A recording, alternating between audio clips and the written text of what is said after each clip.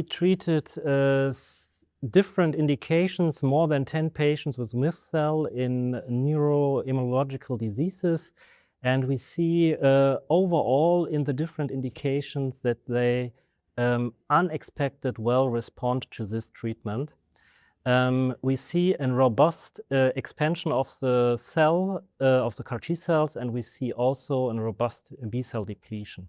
In view of the responses, because we have very different indications, we see the response also very different.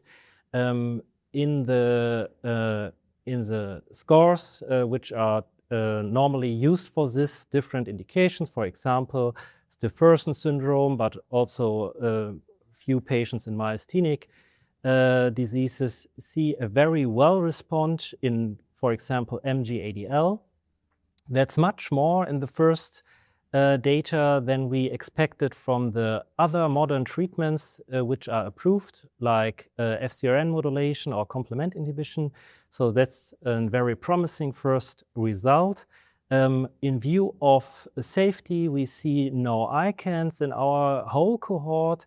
We see a very manageable CRS, a low grade 1 to 2. And in the long term, that's the open question. We see some neutropenic patients, but no very severe infections. So overall, very manageable side effects.